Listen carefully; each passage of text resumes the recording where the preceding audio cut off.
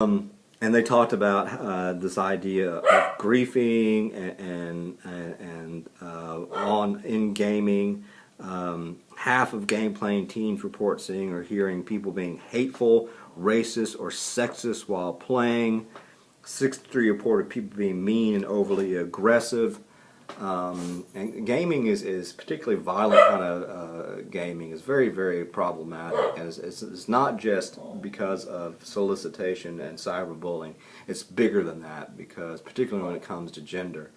And just sort of naturalizing the very idea of violence in our society. Like, it's cool. Yeah! Which is crap. So gaming is important here. Multimedia, and that is just things like cell phones, and again, basically they say the jury's still out on that, but obviously a lot of kids are using this to text each other, and then they send sexualized messages, sexting, and all that type of stuff. So certainly it is something to think about. But all of that being said, what they say is that the chat rooms and instant messaging perhaps are the places where most of the bad stuff is happening. Future research here, they talk about conceptual clarity, and basically they say the studies of online sexual solicitation and cyberbullying is interdisciplinary. A lot of different people in a lot of different fields are studying it, and people have different words for different things, and words are rhetoric, so how we name things is important. There's a lot of research out there that said that before we actually had a name for date rape, people didn't even think about it. But now that we have a name for it, people can conceptualize it and think about it and try to combat it. It talks about minor solicitation and sexual relations. Basically, we need to think a lot more and study a lot more about minor and minor solicitation.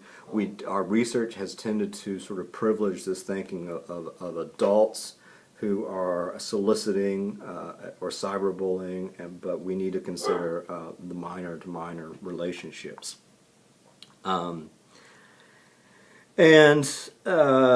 So basically a holistic perspective to this, and its relationship to rape culture and everything like that.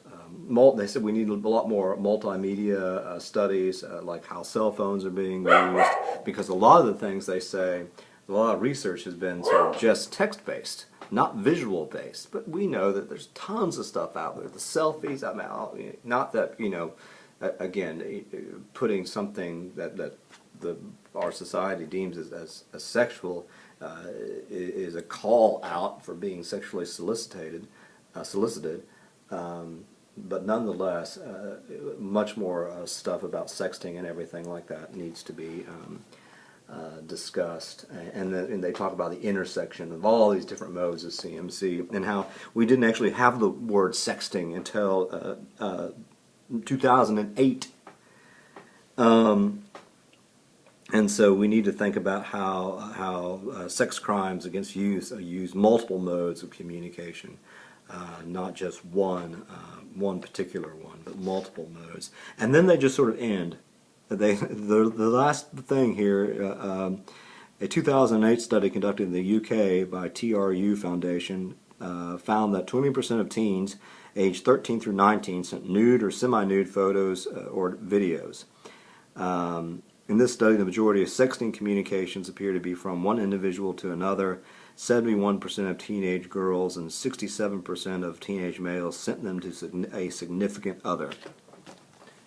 End of chapter. No conclusion, just end. That's sort of weird. But maybe they meant to end that way, saying that a lot of this stuff, again, is being done with people that they know, friends or significant others already. Long and short of it is that it obviously is a problem. Some of the stuff, particularly the sexual solicitation, might not be as big of a problem as we think it is.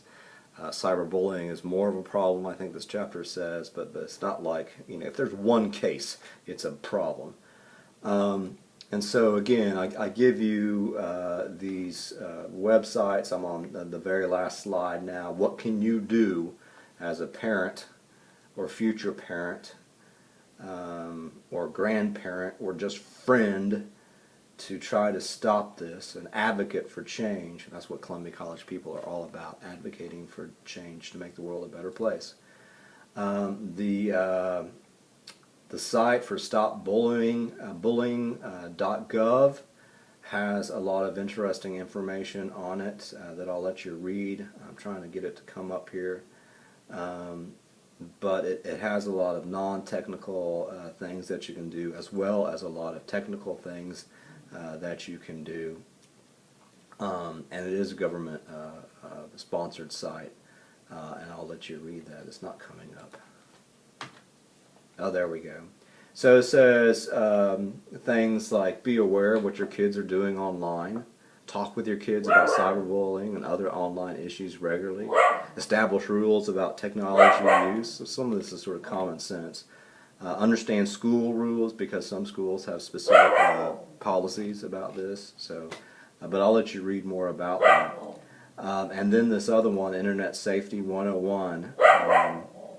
There's a series of videos that you can watch with your kids, and there's the stuff that comes up on the web or on the PowerPoint is non-technical measures to protect kids online, and you can download a checklist. It says Rule 1: establish ongoing dialogue and keep lines of communication open. Teens whose parents have talked to them a lot about online safety are less likely to consider meeting face-to-face with someone they met on the internet. Supervise use of all internet-enabled devices. Know your child's online activities and friends. Regularly check the online communities your children use, such as social networking gaming sites. See what they're posting. Supervise the photos of your videos or kids post and send online. Discourage the use of webcams and mobile video devices. Teach your children how to protect personal information posted online. To follow the same rules with respect to the personal information of others. Be sure your children use privacy settings. Instruct your children to avoid meeting face-to-face with someone they only know online or through mobile devices. Teach your children how to respond to cyberbullies. Establish an agreement with your children about internet use at the home and outside of the home. And then there's teach your teens by word and example not to read or write text or emails while driving. I mean, there's all this stuff. So lots of things that you can do. But one of the things that I found, and a lot of this stuff, is guess what? It's not technical. It's not CMC. It's face-to-face with your kids. So that might be a lesson here. Again, this was the last lecture. And a very important topic. I know the chapter was a lot of just stats and things like that, not a lot of very practical stuff, which is one of the reasons, again, I gave you this stuff. But hopefully this gives you some information. I'll probably have some sort of little course closure recorded video or maybe an email or something like that. But again, the rest of your stuff is just finishing up the chapters. Finishing up watching the videos if you haven't done so and a desire to do so, and the last stuff, the last email, the last tweet, the last blog, and the final paper. And again, I would highly encourage you to send me rough drafts. Take care, and email me if you need me. Bye bye. Have a delightful evening.